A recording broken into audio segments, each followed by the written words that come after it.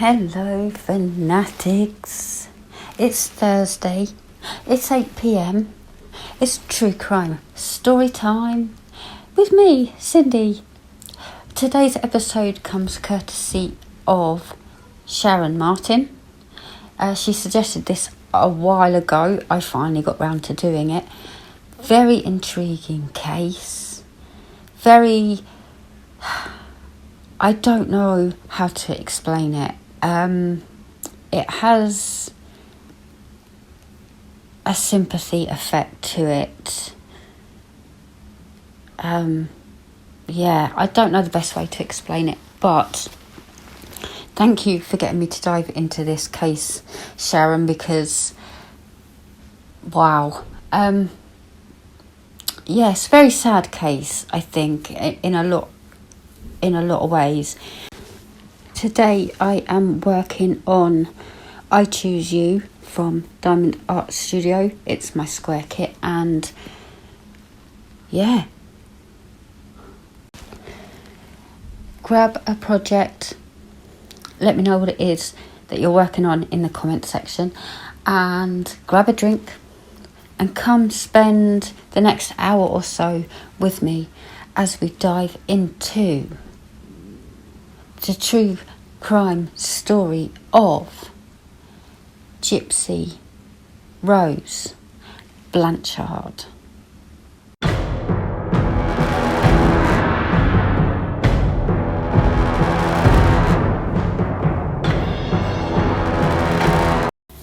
On June the 14th in 2015, sheriff's deputies in Greene County, Missouri, found the body of Claudine. She's known as Dee Dee, and I will continue to use Dee Dee throughout the episode. But Claudine Blanchard in Chack Bay, Louisiana, face down in the bedroom of her house just outside of Springfield. She was laying on the bed in a pool of blood from stab wounds inflicted several days earlier. There was no sign of her daughter, Gypsy Rose, who, according to Dee Dee, had chronic conditions including leukemia, asthma, muscular dystrophy, and who had, quote, the mental capacity of a 7-year-old due to brain damage, end quote, as the result of a premature birth. Now, I'm going to dive into their backgrounds first because I like to start there to build the picture up of what happened to cause this. And this is a very complex case. It has literally taken me a week to piece all this together the best that I can. But let's begin with Dee Dee in the beginning. So Dee Dee was born as Claudine. That is her real name. Dee Dee is what she went by. In Chack Bay, Louisiana, near the Gulf Coast in 1967, and grew up with her family in nearby Golden Meadow. Dee Dee was one of 5 children of Claude and Emma. Relatives recalled that she had a habit of stealing from her family, which they speculated was a form of retaliation when, quote, things didn't go her way. At some point early in her adult life, she worked as a nurse's aide. The family expressed suspicion that in 1997 she might have killed her own mother by denying her food. When she was 24, she became pregnant by Rod Blanchard, then 17.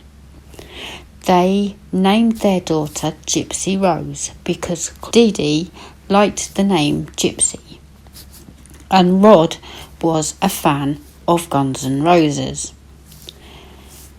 Shortly before Gypsy Rose's birth in July 1991, the couple separated when Rod realised he, quote, got married for the wrong reasons. He resisted Dee Dee's efforts to get him to return, and she took her newborn daughter to live with her family. Now, the childhood of Gypsy. According to Rod, who remained involved with his daughter at this point, by the time Gypsy was 3 months old, her mother was convinced that her infant had sleep apnea and began taking her to the hospital, where repeated overnight stays with a sleep monitor and other tests found no sign of the condition. Dee Dee subsequently became convinced that Gypsy had a wide range of health issues, which she attributed to an unspecified chromosomal disorder. At some point, her mother claimed that Gypsy had muscular dystrophy and made her use a walker. Gypsy stated that when she was 7 or 8, she was riding on her grandfather's motorbike when they were involved in a minor accident where she obtained an abrasion on her knee. Her mother stated that doctors had given her a wheelchair which she would need to use. Gypsy often went with her parents to Special Olympics events. In 2001, when Dee Dee claimed Gypsy was 8, she was actually 10, she was named the honorary Queen of the Crew of Mid-City, a child-oriented parade held during Mardi Gras in New Orleans. Gypsy seemed to have stopped going to school after 2nd grade, possibly even as early as kindergarten. Her mother homeschooled her after that, supposedly because of her illnesses were so severe. This was later believed to have been an attempt to isolate Gypsy to further her abuse. And we all know abusers isolate. Gypsy managed to learn to read on her own through the Harry Potter books. While Gypsy's father, Rod, had remarried, Dee Dee moved in with her father and stepmother. They would later claim that when preparing food for her stepmother, Dee Dee would poison it with Roundup weed killer, leading to her own chronic illness during this period. During that time, she was arrested for several minor offences, including writing bad cheques. When the family began to regularly confront her about her treatment of Gypsy and expressed suspicion about her role in her stepmother's health, she left with Gypsy for the New Orleans suburb of Slidell. Her mother's health returned to normal shortly afterwards. In New Orleans, she and Gypsy lived in public housing. They paid their bills with Rod's child support payments and public assistance. Dee Dee had been granted due to her daughter's supposed medical conditions. They spent most of their time visiting various specialists, mostly at a medical centre and the Children's Hospital of New Orleans, seeking treatment of the illnesses Dee Dee claimed Gypsy had, which she now had included hearing and vision problems. While a muscle biopsy found no sign of muscular dystrophy, Dee Dee insisted Gypsy had. She was successful in securing treatment for her daughter's other purported issues. After she told doctors Gypsy had seizures every few months, they prescribed anti-seizure medication. Several surgeries were performed on her during this time, and Dee regularly took Gypsy to the emergency room for minor ailments. After Hurricane Katrina devastated the area in August 2005, Dee and Gypsy left their ruined apartment for a shelter in Covington, set up for individuals with special needs. Dee said Gypsy's medical records, including her birth certificate, had been destroyed in the flooding. A doctor there from Ozarks suggested they relocate to her native Missouri, and the next month they were airlifted there. At first, Dee and Gypsy lived in a rented home in Aurora, in the southwestern area of the state.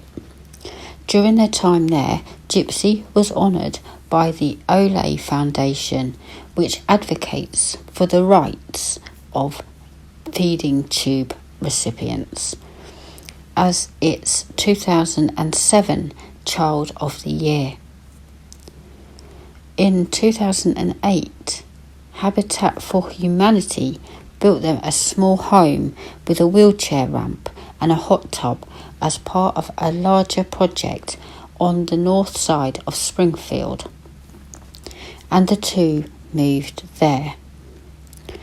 A story of a single mother with a severely disabled daughter forced to flee Katrina's devastation received considerable local media attention, and the community often pitched in to help the woman, who now went by Claudina Blanchard with an E, and whom they knew as Dee. The outpouring of support included many charitable contributions.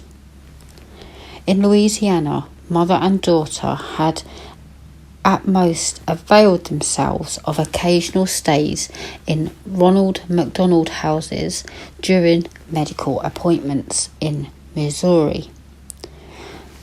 They received free flights to see doctors at Children's Mercy Hospital in Kansas City, free trips to Walt Disney World, and backstage passes to Miranda Lambert concerts via the Make-A-Wish Foundation.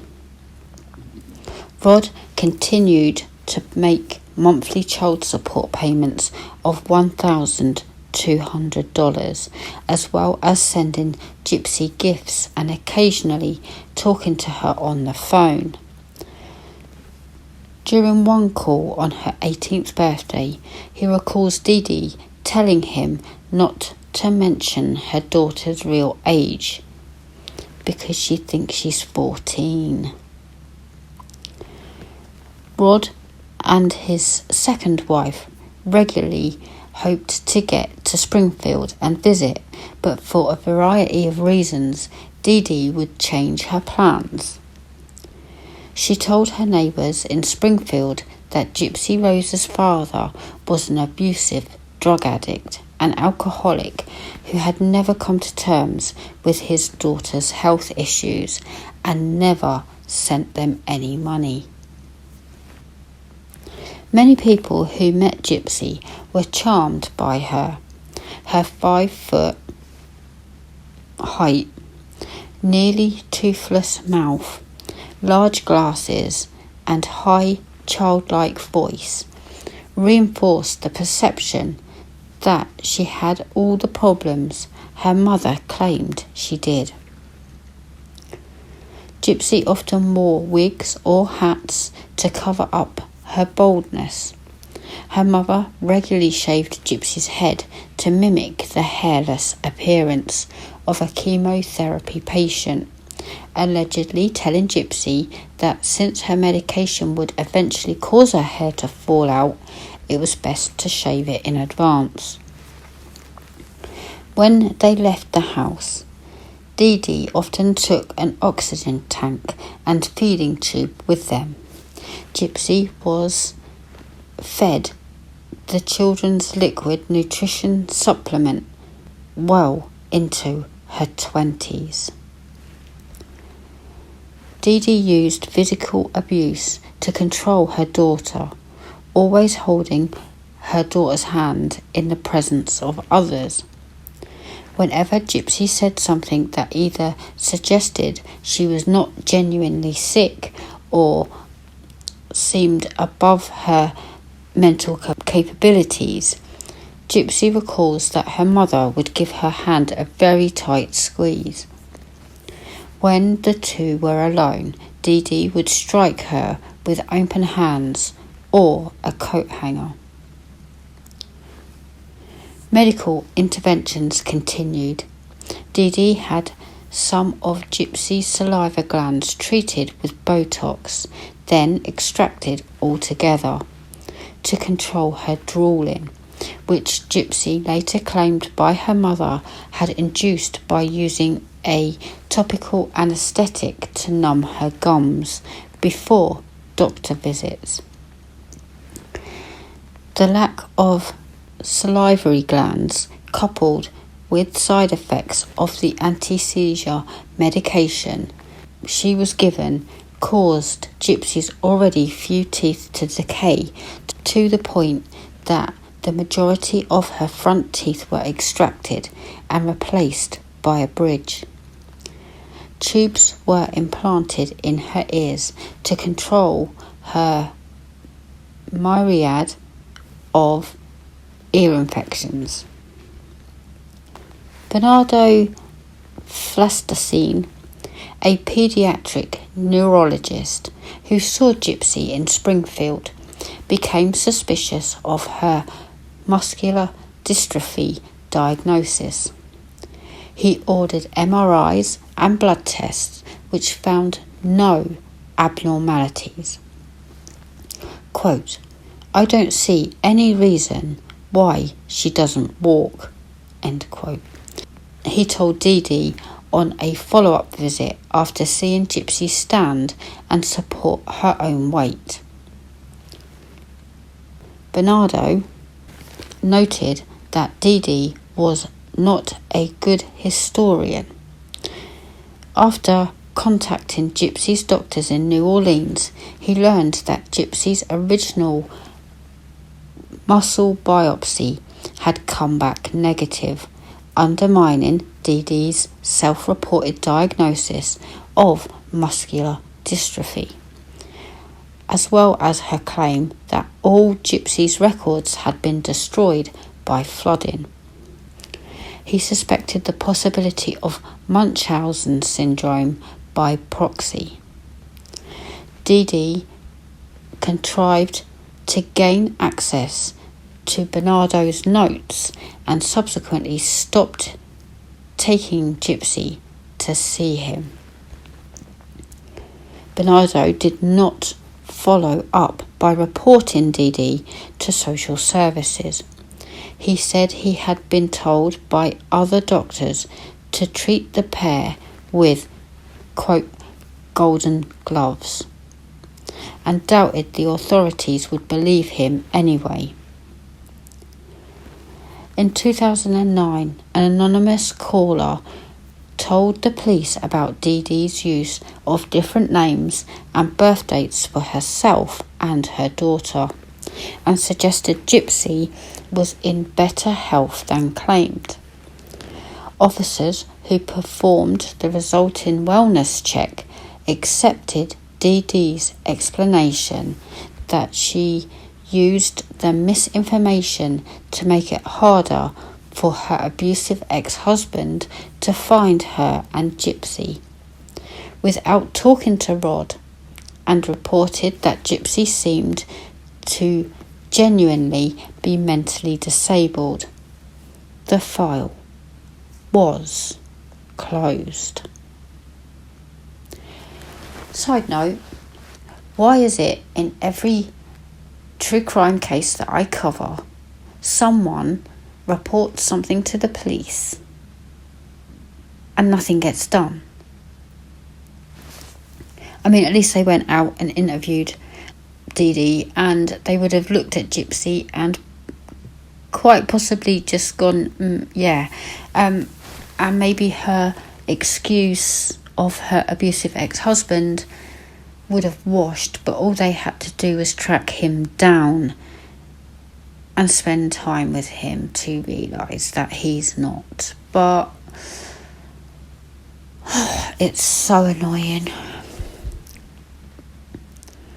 Dee Dee seemed to have at least once forged a copy of her daughter's birth certificate, moving her birth date to 1995 to bolster claims that she was still a teenager. Gypsy said in a later interview that for 15 years she was not sure of her real age. She sometimes also claimed that the original had been destroyed during the post-Katrina flooding. Dee Dee didn't keep another copy of Gypsy's actual birth date. The daughter recalls seeing it during one of their hospital visits and becoming confused. Dee Dee told her it was a misprint. Since 2001, Gypsy had attended science fiction and fantasy conventions, sometimes in costume, since she could blend in, even in her wheelchair. At an event in 2011, she made what may have been an escape attempt that ended when her mother found her in a hotel room with a man she had met online. Again, Dee Dee produced the paperwork giving Gypsy's false, younger birth date and threatened to inform the police. Gypsy recalls that afterwards, Dee Dee smashed her computer with a hammer and threatened to do the same to her fingers if she ever tried to escape again. She also kept Gypsy leashed and handcuffed to her bed for 2 weeks. Dee Dee later told Gypsy that she had filed paperwork with the police claiming that Gypsy was mentally incompetent, leading Gypsy to believe that if she attempted to go to the police for help, they would not believe her. I'm saddened because, speaking from someone who has been abused and being told that no one would believe you and speaking out to the wrong people, I can totally relate to the mindset Gypsy had. Sometime around 2012, Gypsy, who continued to use the internet after her mother had gone to bed to avoid her tightened supervision, made contact online with Nicholas Godijon, a man around her age from Big Bend, Wisconsin. She said they met on a Christian singles group. Nicholas had a criminal record for indecent exposure and a history of mental illness, sometimes reported as dissociative identity disorder. He also had autism spectrum disorder. In 2014, Gypsy confided to 23-year-old neighbour Aaliyah, who was unaware that Gypsy was closer to her own age and considered herself a, quote, big sister, that she and Nicholas had discussed eloping and even choosing names for potential children. Gypsy, who had 5 separate Facebook accounts, and Nicholas flirted online, their exchanges sometimes using BDSM elements, which Gypsy has since claimed was more what he was interested in. Aaliyah tried to talk her out of it, still thinking Gypsy was too young and possibly being taken advantage of by an online sexual predator.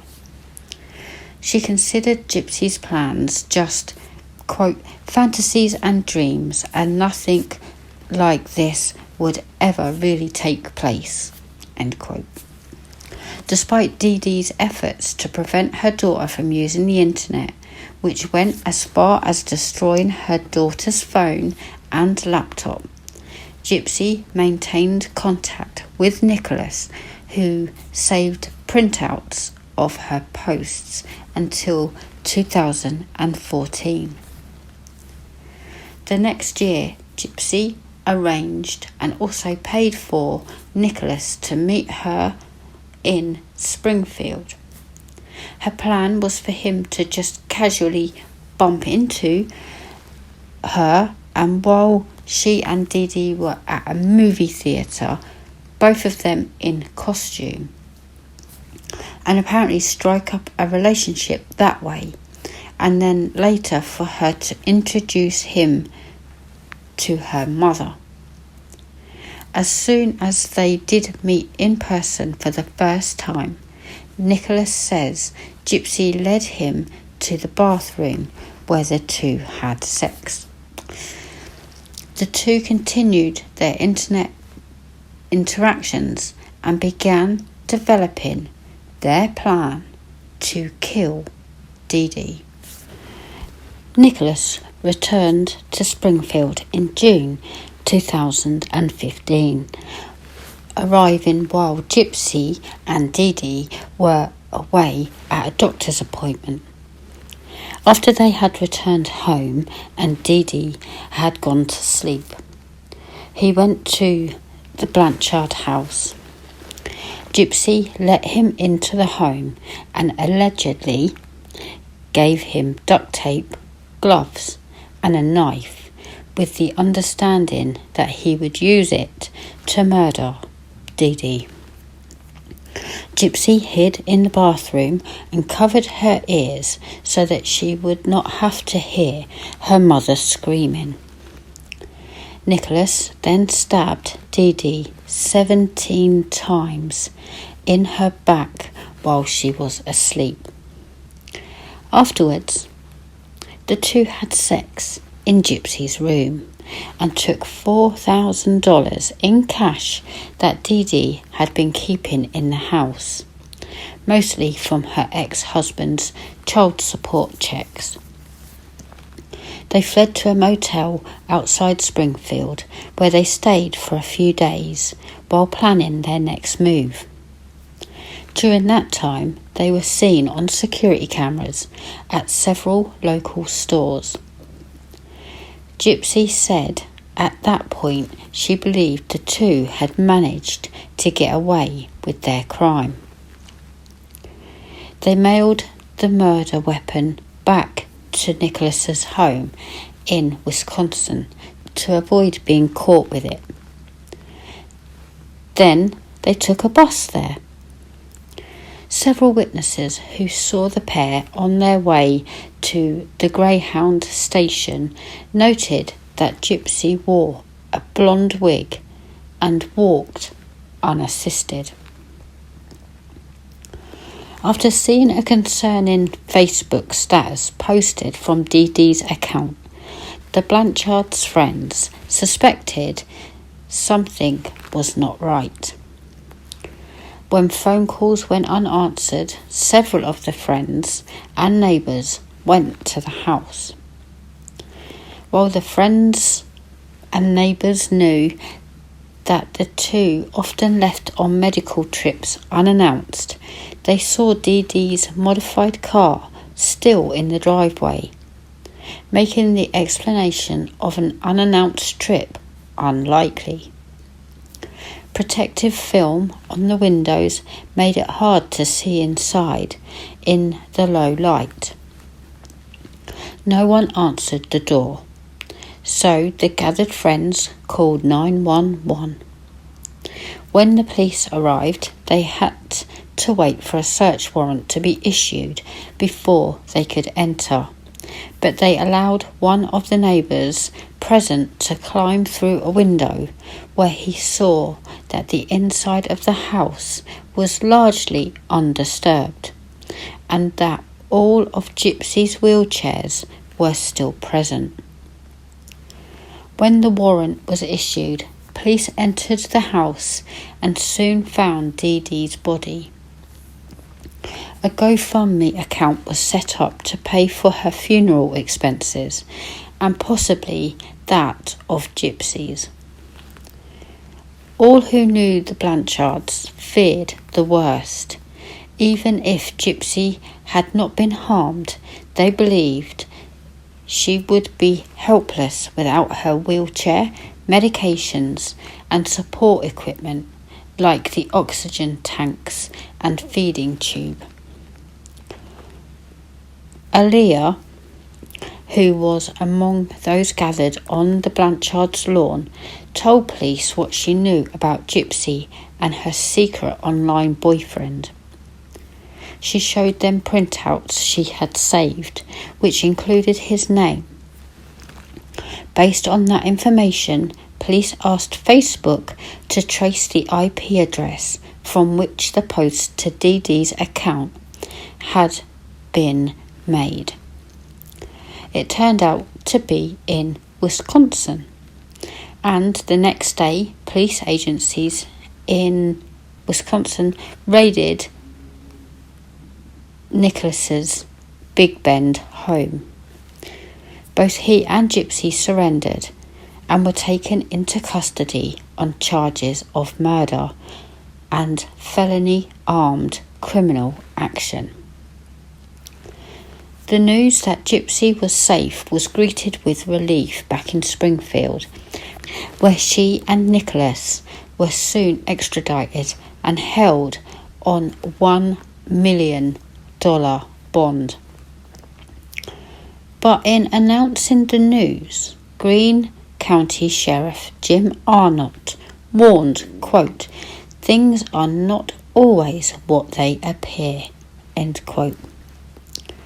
The media in Springfield soon reported the truth of the Blanchards' lives, that Gypsy had never been sick and had always been able to walk, but her mother had made her pretend otherwise, using physical abuse to control her. Arnott urged people not to donate any money to the family until investigators learned the extent of the fraud.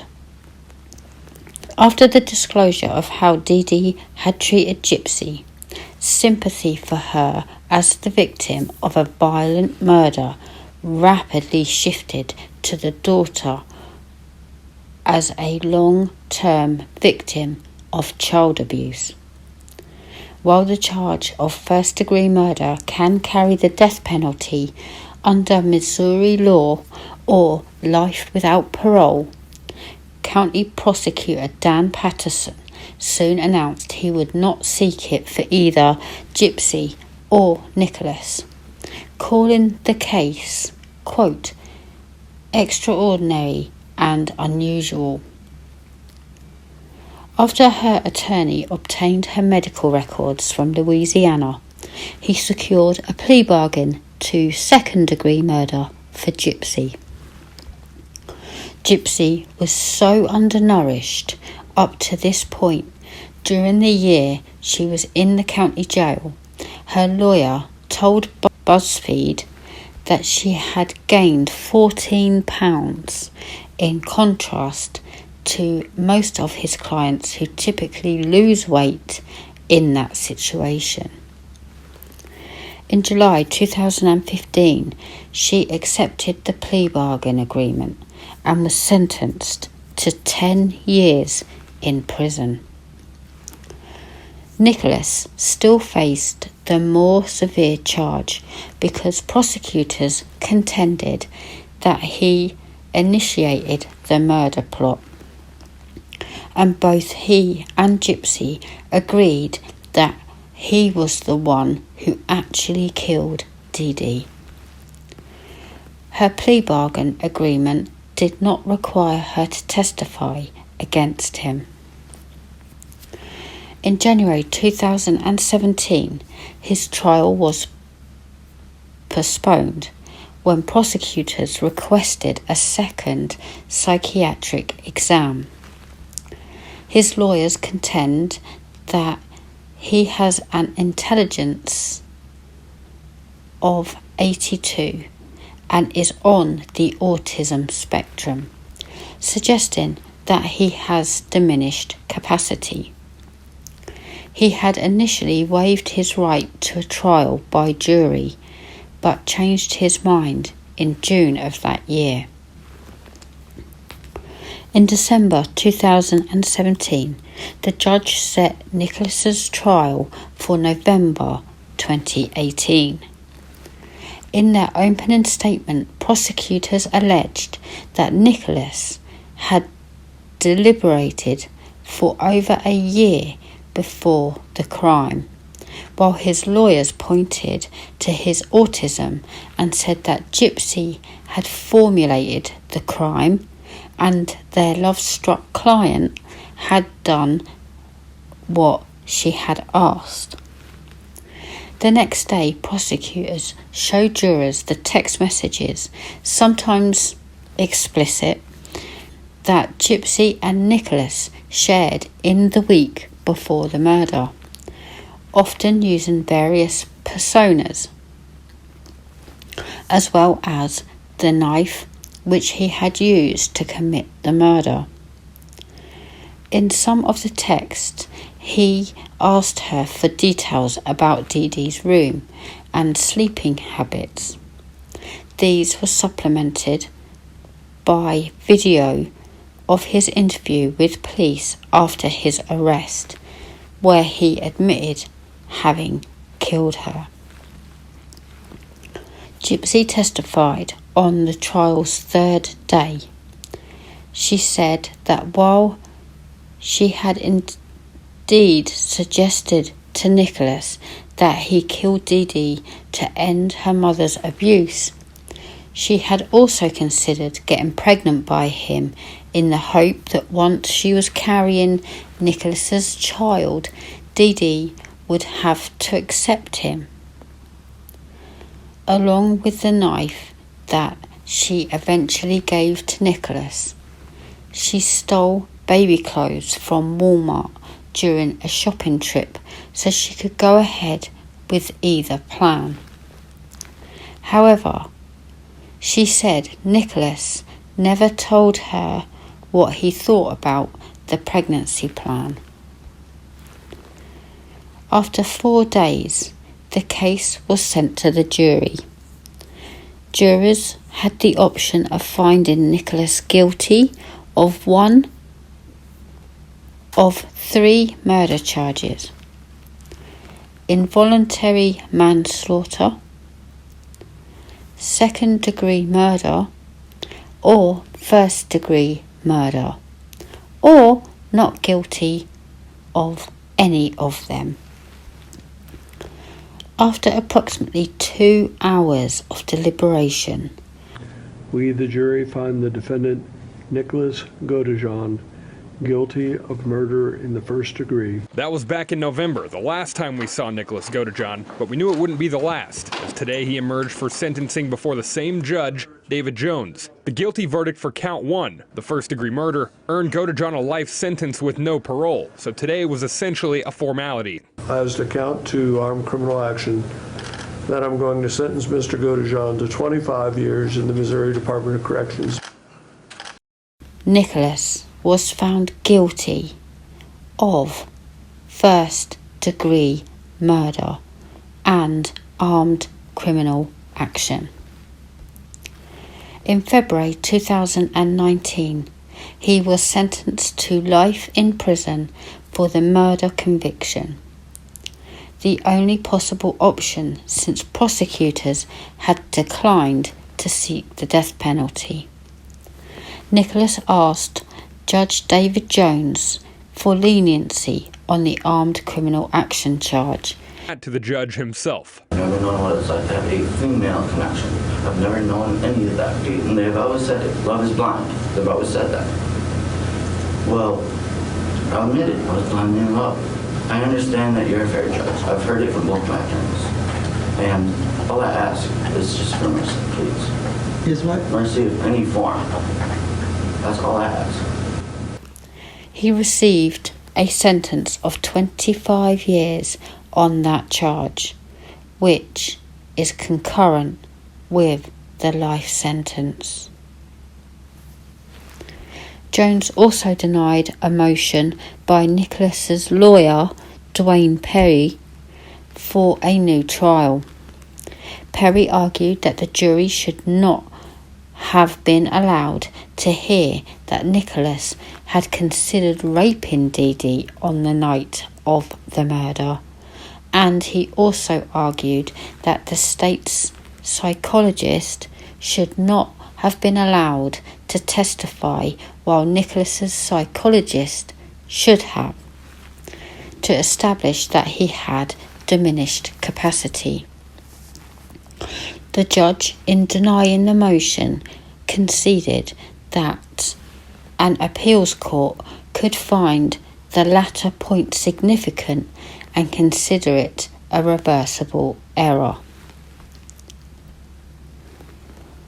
The Blanchards' neighbours were shocked to learn that Gypsy's illnesses were all fabricated. Aaliyah, whose information about Gypsy's relationship with Nicholas led police to the couple the day after Dee Dee's body was discovered, said she cried out of disbelief upon hearing that Gypsy had never been sick or disabled. Her mother recalled how everyone had accepted Dee Dee's claims without asking for proof, and wondered if the mother and daughter had been secretly laughing at their neighbours. Kim Blanchard, who had called the deputy sheriffs to the house the night before, said, quote, "What have I been believing? How could I have been so stupid?" End quote.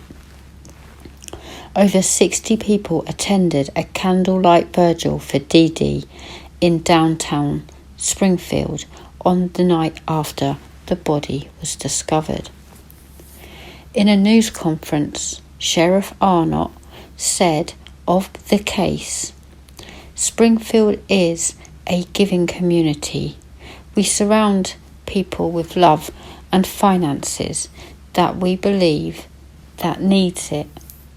However, a lot of times we are deceived, and I think this is now so true in this case at hand." Only one of the charities that helped the Blanchards spoke after the revelations. A spokesman for Habitat for Humanity, whose volunteers had built the Blanchards' house along with others on their street, said, "We are just really deeply saddened by the whole situation." Dee Dee's family in Louisiana, who had confronted her about her treatment of Gypsy years before, did not regret her death. Her father, stepmother, and the nephew, who first shared details of Gypsy's actual health when she was first started using a wheelchair, all later said that Dee Dee deserved her fate and Gypsy had been punished as much as she needed to be. None of them would pay for her funeral, and her father and stepmother ultimately flushed her ashes down the toilet. That's a bit harsh. Deserved but harsh. Rod Blanchard, Gypsy's father, is more forgiving.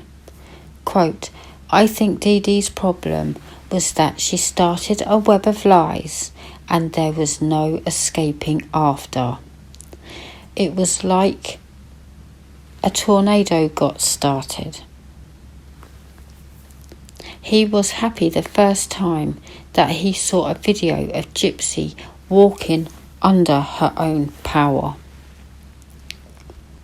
Gypsy said, I feel like I'm more free in prison than living with my mum, because now I'm allowed to just live like a normal woman.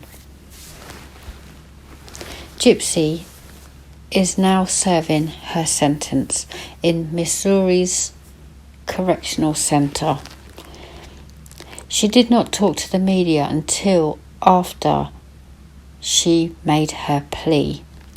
When she did, she told BuzzFeed reporter Michelle Dean that she had been unable to research Munchausen syndrome by proxy on prison computers, and her mother had every single symptom.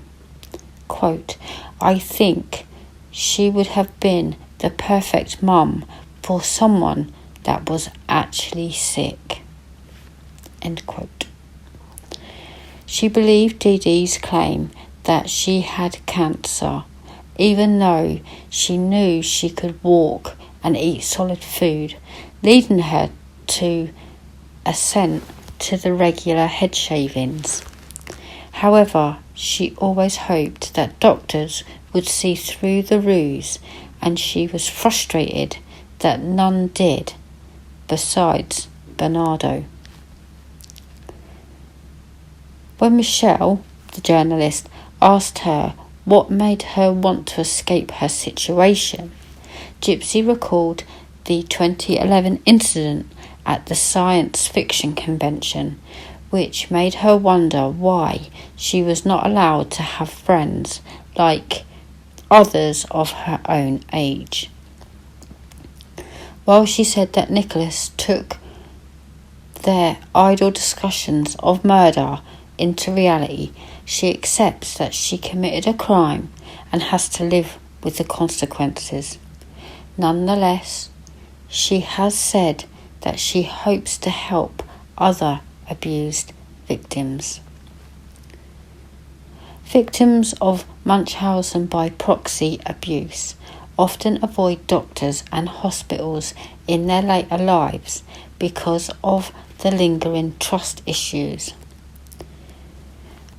According to her family, Gypsy also exhibits, at times, the same sociopathic manipulative behaviours as her mother, who was for much of her life her only role model.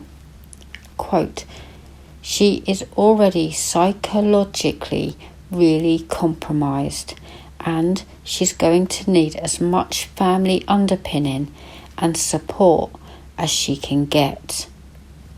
End quote. He also points out that post-traumatic stress disorder is likely to be an issue in her continuing development. Quote, I hope they find someone wherever she chooses to settle who is willing to provide supportive psychotherapy. End quote. Bernardo Flusterstein, the paediatric neurologist who believed Gypsy was fully capable of walking on her own and wrote in his notes that he suspected Munchausen by proxy, says it was only the second such possible case he had ever come across. He learned of Dee Dee's murder at the hands of Gypsy and her boyfriend later in 2015, when a former nurse emailed him the news story. He said, poor Gypsy, she suffered all of those years and for no reason. He told Michelle, the journalist, he wished he could have done more. While a formal diagnosis of Munchausen by proxy for Dee Dee is technically impossible since she is no longer here, Fieldman told the Springfield News Leader after Gypsy's guilty plea that he could confidently say Dee Dee had it based on what he knew about the case. Quote, Gypsy was kept as an infant and kept away from her peers. She was little more than a tool for Dee Dee to navigate through the world the way she wanted to.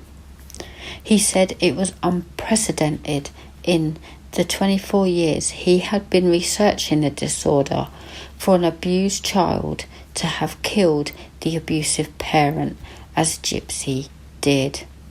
And that is the story of Gypsy Rose Blanchard. Just a life update that I found while researching this case is that she's actually now married, even though she's still in prison. So let's hope that when she gets out, she can go and live a normal, happy, peaceful life. I do think she deserved some time in prison because she did murder someone or was involved in that murder, be it the mind behind it, so to speak. But I do believe she deserved some time because she did take a life. However, it wasn't one of Earth's nicest people, was it? I mean, the mum would have gone to any lengths to get attention, and it's just shocking, absolutely shocking how far her mum put her own child through. And as a mum myself, you know, you try to do right by your children, you try to get them to be independent. I mean, neither of my kids can use a washing machine, you know, and Carl's 19. So, you know, that you get to watch them grow and be independent and become their own little people. And I can't imagine investing all of my time and energy causing harm to my child to get attention from hospitals. She pretty much made it her life's job. She got houses, she got money, she got everything she ever wanted by abusing her own daughter. Tragic case. But I do hope Gypsy goes on to live a normal, happy, peaceful life moving forwards, I have to say. So, yeah, that's just my opinion. As always, please do leave yours down below. I do feel bad for, I mean, Gypsy got 10 years and the other guy got 25. He is the one that committed the crime. But again, he has autism and like lots of different other life difficulties. You know, it's just sad. I mean, I know she did a plea deal, and if you do a plea deal, you get less time and all that, but had she gone to court, she might have got more time. Leave your thoughts with me in the comment section. And yeah, that is my true crime story time for the week. Please, if you have any suggestions, let me know, and I will research them this week for you guys. And thank you so much for watching, subscribing, and all of that lovely stuff. Have an awesome evening / rest of your day whenever you get to watch this, and I shall see you next week. Stay safe out there.